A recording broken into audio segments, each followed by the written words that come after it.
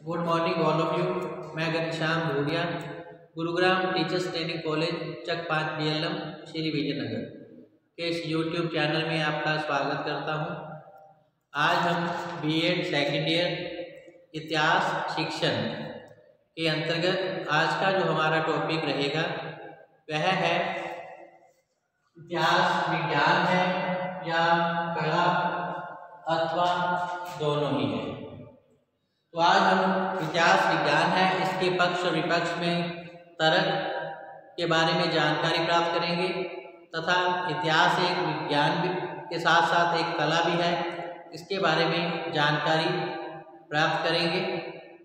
तो कल के वीडियो में हमने इतिहास की प्रकृति और क्षेत्र के बारे में जानकारी प्राप्त की थी।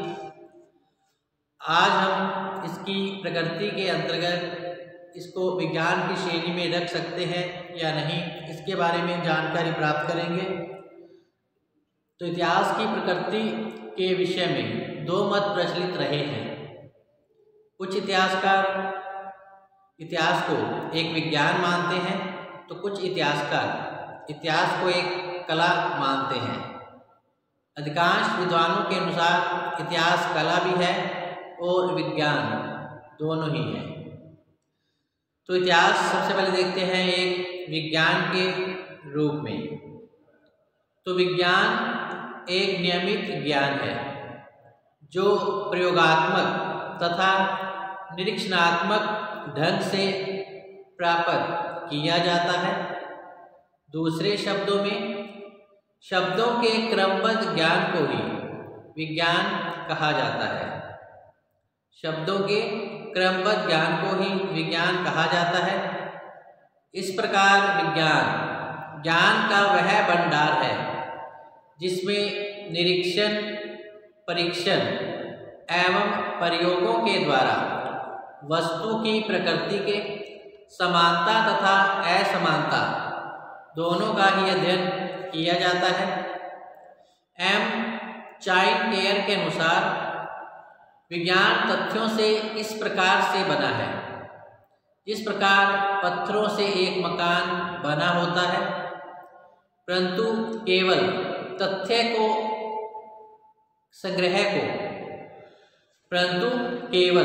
तथ्यों के संग्रह को उसी भांति विज्ञान नहीं कहा जा सकता जिस प्रकार पत्थर के ढेर को मकान नहीं कह सकते। स्पष्ट है कि ज्ञान विज्ञान की श्रेणी में तभी रखा जा सकता है जब वह क्रमबद्ध हो, तर्कपूर्ण हो एवं प्रकाश युक्त हो।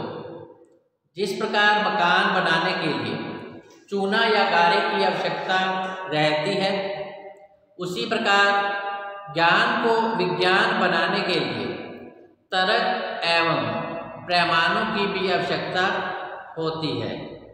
तो आइए हम देखते हैं इतिहास एक विज्ञान है, इसके पक्ष और विपक्ष में तर्क इनका अध्ययन करते हैं। तो इतिहास एक विज्ञान के रूप में पहले पक्ष में तर्क सबसे पहले है नंबर 1, इतिहास में घटनाओं का निष्पक्ष एवं वैज्ञानिक अध्ययन किया जाता है। जो इतिहासकार ऐसा मानते हैं कि इतिहास एक विज्ञान है, उनके अनुसार विज्ञान की भांति इतिहास में भी घटनाओं का निष्पक्ष यानी वस्तुनिष्ठ अध्ययन किया जाता है एवं वैज्ञानिक अध्ययन अर्थात क्रमबद्ध, व्यवस्थित, सूक्ष्म ढंग से तथा अवलोकन पद्धति के माध्यम से तथ्यों का चयन कर उनके बारे में जानकारी प्राप्त की जाती है, फिर निष्कर्ष निकाला जाता है। तो इस प्रकार इतिहास में घटनाओं का निष्पक्ष और वैज्ञानिक अध्ययन किया जाता है, अतः इसे विज्ञान की श्रेणी में रखा जा सकता है। दूसरा जो पक्ष में तर्क दिया जाता है वह यह है कि इतिहास की घटनाओं में क्रमबद्धता रहती है। जो इतिहासकार यह मानते हैं कि यह एक विज्ञान है, तो उनके अनुसार इतिहास की घटनाओं में एक क्रमबद्धता होती है, अर्थात तथ्यों या घटनाओं की जानकारी क्रमबद्ध और व्यवस्थित रूप से छात्र छात्राओं को प्रदान की जाती है और फिर निष्कर्ष तक पहुंचा जाता है। तीसरा जो पक्ष में तर्क दिया गया है वह यह है कि इतिहास में तथ्यों का तर्कपूर्ण विश्लेषण होता है।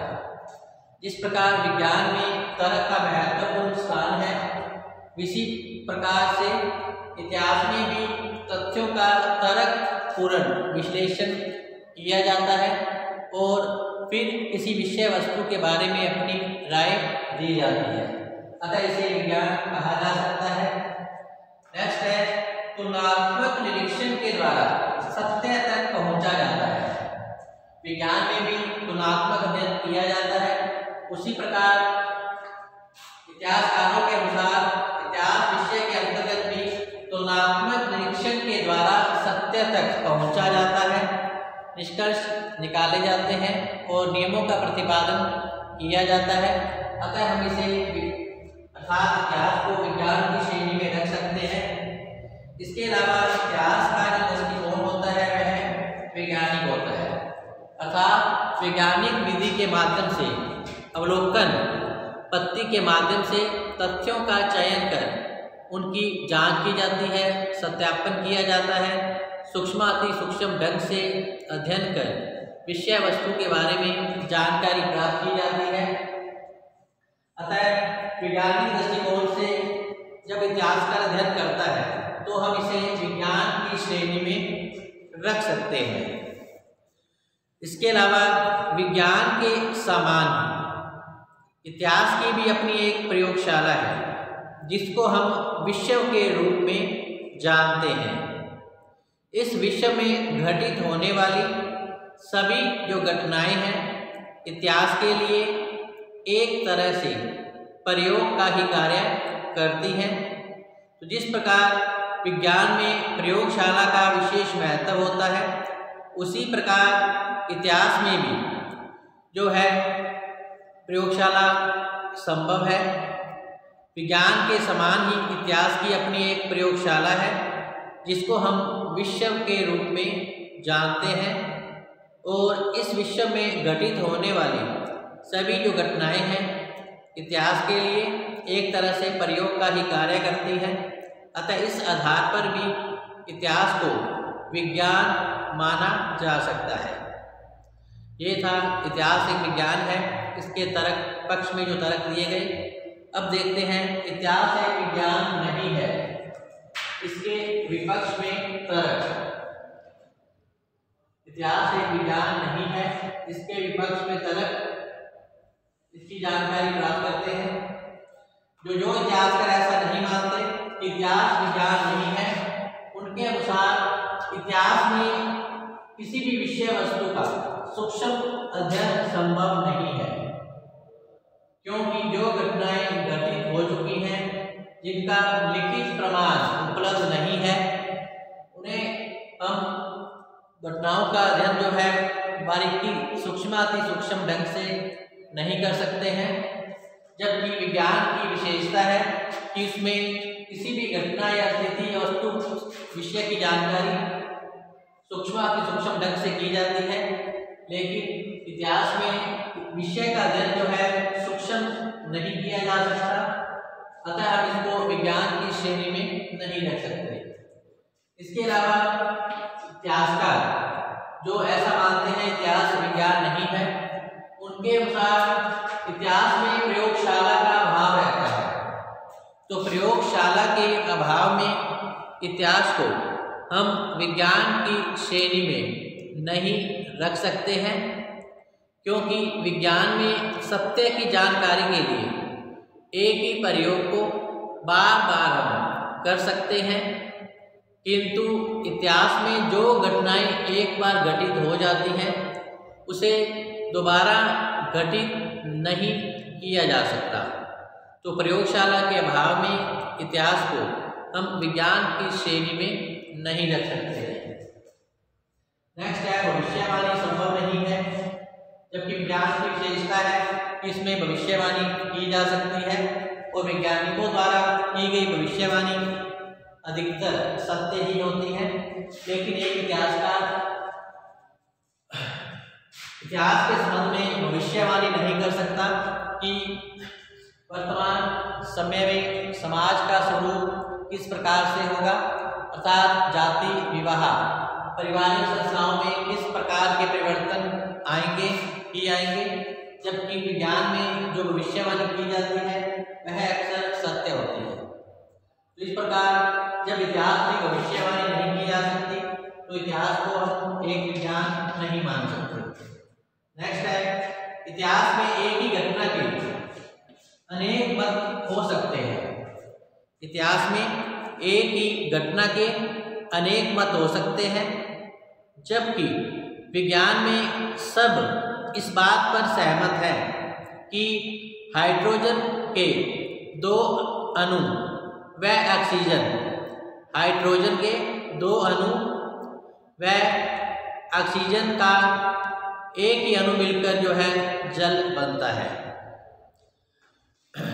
जबकि इतिहास में इस तरह के जो कार्य है संभव नहीं है। इसी प्रकार निष्पक्ष अध्ययन संभव नहीं है। इतिहास में निष्पक्ष अध्ययन संभव नहीं है क्योंकि प्रत्येक इतिहासकार अपने अपने दृष्टिकोण से तथ्यों और घटनाओं का चयन करता है और उसे अपने दृष्टिकोण से उसे सही या गलत ठहराते हैं। इसलिए प्रत्येक घटना जो है अलग अलग मतों से प्रतिपादित की जाती है, वर्णित की जाती है। एक मुस्लिम इतिहासकार जो है उसके द्वारा वस्तुनिष्ठ अध्ययन संभव नहीं है क्योंकि उसमें कहीं न कहीं वह पूर्वाग्रह से प्रभावित होता है और मुस्लिम इतिहासकार मुस्लिम शासकों के कार्यों को बढ़ा चढ़ाकर उसका वर्णन करता है, जबकि एक हिंदू इतिहासकार जब किसी घटना या विषय का अध्ययन करता है तो वो अपने दृष्टिकोण से ही करता है। अतः इस आधार पर हम इतिहास को एक विज्ञान नहीं मान सकते। नेक्स्ट है, इतिहास एक कला है। इतिहास एक कला है। तो जो इतिहासकार ऐसा मानते हैं कि इतिहास एक विज्ञान नहीं है तो उनके अनुसार इतिहास एक कला है। जो कुछ विद्वान इतिहास को कला मानते हैं उनका यह भी कहना है कि यदि हम इतिहास को विज्ञान मान लिया जाएगा तो लोगों के इतिहास के प्रति जो रुचि है समाप्त हो जाएगी। इतिहास एक कला है। इस संबंध में हेरोडोटस और उसके अनुयायियों ने इतिहास के संबंध में इतिहास का संबंध साहित्य से अधिक और विज्ञान से उसे कम माना है, क्योंकि सभी इतिहासकार ने अपनी रचनाओं में साहित्यिक बातों पर ही प्रकाश डाला है। उदाहरण के लिए हेरोडोटस ने कथा कहने में, प्रौढ़ अभिनय करने में व काइराइल वीरों का और ग्रीक देशभक्तों का आदर्श प्रस्तुत करने में इतिहास को एक साहित्यिक रूप में दिखाया है। इस कारण से कुछ इतिहासकार इतिहास को एक कला मानते हैं। इसी संदर्भ में शेख अली ने अपने विचार प्रस्तुत करते हुए कहते हैं कि दस्तावेज व सामग्री संग्रह केवल ईंट, सीमेंट व मसाला है। इतिहासकार एक निर्माता होता है जिसे वह या तो वेलूर के मंदिर के समान पूजनीय अथवा ताजमहल के समान कब्र बना सकता है। इतिहासकार ही यह निर्णय लेता है कि उसे वैज्ञानिक व कलात्मक तत्वों को सही ढंग से प्रस्तुत करना है। इतिहासकार अगर अपनी घटनाओं की जानकारी कलात्मक तरीके से अगर प्रस्तुत नहीं करता है तो वह विद्यार्थियों को प्रभावित नहीं कर सकता, न ही वह विद्यार्थियों की इतिहास के प्रति रुचि उत्पन्न कर सकता है।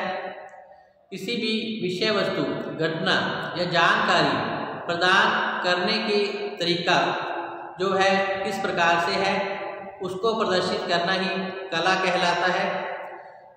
कोई भी इतिहासकार अपनी घटना या विषय वस्तु की जानकारी कलात्मक तरीके से विद्यार्थियों के सम्मुख प्रस्तुत करता है, जिससे कि विद्यार्थियों को वह विषय रुचिपूर्ण लगने लग जाता है। हड़प्पा मोहनजोदड़ो की घटनाओं की जानकारी एक इतिहासकार के द्वारा कलात्मक तरीके से ही प्रस्तुत की जाती है। इसके अलावा इसमें साहित्यिक घटनाओं को प्रधानता देकर भी इतिहास के प्रति छात्रों की रुचि उत्पन्न की जाती है। तो इस आधार पर जो इतिहासकार हैं इतिहास को एक विज्ञान की श्रेणी में रखते हैं। तो इस प्रकार इतिहास एक विज्ञान भी है और कला भी है। वह जब सत्य की खोज करता है तब वह विज्ञान होता है, और जब वह सत्यों के प्रतिपादन तथा वर्णन का विषय बनाता है तो वह एक कला का रूप धारण कर लेती है।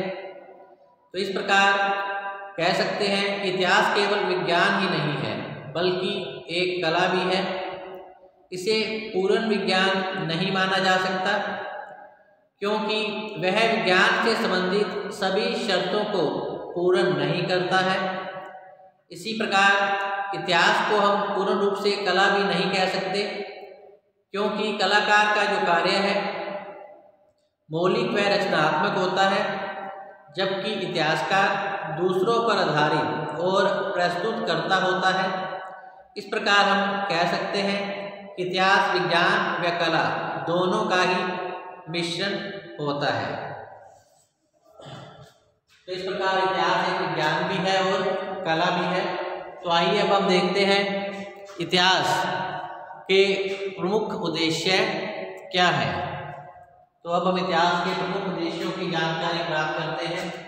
सबसे पहला है, इसका उद्देश्य है चरित्र का विकास करना। दूसरा है राष्ट्रीयता की भावना का विकास करना। फिर है सुनागरिक बनाना, उचित दृष्टिकोण का विकास करना, इतिहास के प्रति छात्रों की रुचि उत्पन्न करना, वर्तमान की व्याख्या करना, मानसिक शक्तियों व लोकतांत्रिक दृष्टिकोण का विकास करना इतिहास विषय का मुख्य उद्देश्य रहा है। सबसे पहले है चरित्र का विकास करना। इतिहास विषय का जो उद्देश्य है वह व्यक्ति में चरित्र का विकास करना है, सामाजिक गुणों का विकास करना है, ताकि जो छात्र हैं अपने चरित्र को शुद्ध बनाते हुए समाज के विकास में अपना योगदान दे पाएं। तो चारित्रिक गुणों का विकास करना इतिहास का एक प्रमुख उद्देश्य रहा है। इसी प्रकार राष्ट्रीयता की भावना का विकास करना इतिहास का उद्देश्य है। इतिहास एक ऐसा विषय है जिसके द्वारा छात्र छात्राओं में राष्ट्रीयता की भावना का विकास किया जाता है। इसके अंतर्गत प्राचीन काल के राजाओं, मध्यकालीन समय के राजपूत शासकों, आधुनिक राष्ट्रीय आंदोलन के नेता सुभाष चंद्र बोस, भगत सिंह, लोकमान्य तिलक, सरदार पटेल और गांधी जी आदि से देश प्रेम, बलिदान, शौर्य की भावना जो है छात्रों में विकसित कर सकते हैं, और इसके द्वारा ही हम छात्र छात्राओं में राष्ट्रीयता की भावना का विकास कर सकते हैं। इतिहास के ज्ञान से बालकों में आत्म गौरव के साथ साथ राष्ट्रीय प्रेम, बलिदान, त्याग, देशभक्ति आदि भावना को आसानी से विकसित कर सकते हैं। नेक्स्ट है सुनागरिक बनाना। तो इतिहास के द्वारा हम समाज में सुनागरिक व्यक्तियों का विकास कर सकते हैं। इसके द्वारा हम ऐसे नागरिक को विकसित कर सकते हैं जो समाज के हित में कार्य करें और साथ साथ अपने परिवार, समाज, राष्ट्र के प्रति निस्वार्थपूर्ण भाव से सेवा कार्य में लगा रहे। तो इस प्रकार इतिहास का उद्देश्य सुनागरिक बनाना भी है, जो समाज और देश के विकास में अपना प्रमुख योगदान दे पाए। इसी प्रकार नेक्स्ट है उचित दृष्टिकोण का विकास करना। तो इतिहास के द्वारा व्यक्तियों में उचित दृष्टिकोण का विकास किया जा सकता है, अर्थात जो गलतियां हमारे पूर्वजों ने की है उसको दोबारा से न दोहराया जाए। इस प्रकार के सकारात्मक दृष्टिकोण छात्रों में उत्पन्न किया जा सकता है और जिससे कि समाज का विकास संभव हो पाए। इसी प्रकार इतिहास के प्रति रुचि उत्पन्न करना इतिहास का मुख्य उद्देश्य रहा है। इतिहास का उद्देश्य जो है छात्रों में इतिहास के प्रति रुचि उत्पन्न हो, यह विशेष तौर पे इस बात को ध्यान में रखा जाता है और घटनाओं की जानकारी कालक्रम के अनुसार जो है कलात्मक तरीके से छात्रों के समक्ष प्रस्तुत की जाती है, ताकि उनको विषय सामग्री आसानी से समझ में आ पाए और इतिहास के प्रति उनकी जो रुचि है बनी रहे। इसी प्रकार नेक्स्ट है वर्तमान की व्याख्या करना। वर्तमान की व्याख्या करना इतिहास का एक मुख्य उद्देश्य है, क्योंकि अतीत के अध्ययन के माध्यम से ही हम वर्तमान स्वरूप का सही अध्ययन कर सकते हैं। क्योंकि अगर हमें वर्तमान को समझना है तो हमें अतीत का अध्ययन करना ही पड़ेगा। तो इस प्रकार वर्तमान की व्याख्या जो इतिहास के माध्यम से की जाती है, तो वर्तमान को समझने के लिए इतिहास का ज्ञान आवश्यक है। नेक्स्ट है मानसिक शक्तियों में लोकतांत्रिक दृष्टिकोण का विकास करना। तो इतिहास के माध्यम से ही लोकतांत्रिक मूल्यों को जीवन के व्यवहारिक रूप में अपनाने का जो कार्य है इतिहास शिक्षण के माध्यम से किया जाता है। इसी प्रकार से मानसिक शक्तियों का विकास भी इसके द्वारा संभव होता है। इतिहास जो है छात्रों को वैज्ञानिक दृष्टिकोण प्रदान करता है। यह दृष्टिकोण विद्यार्थियों को तर्क, स्मरण एवं निर्णय करने में सहायक सिद्ध होता है। इसी प्रकार इतिहास के जो अन्य उद्देश्य हैं वह है छात्रों में उचित दृष्टिकोण विकसित करना और उनमें समाजीकरण की भावना का विकास करना इसका उद्देश्य रहा है। इतिहास शिक्षण से छात्रों में समाजीकरण का विकास किया जा सकता है, जिससे जो छात्र है सामाजिक क्रियाओं को सही प्रकार से समझ पाते हैं। तो इस प्रकार आज का जो टॉपिक है हमारा यहीं समाप्त होता है। कल हम फिर से हाजिर होंगे नए टॉपिक के साथ। तब तक आप घर पे रहें, सुरक्षित रहें, पढ़ते रहें। धन्यवाद।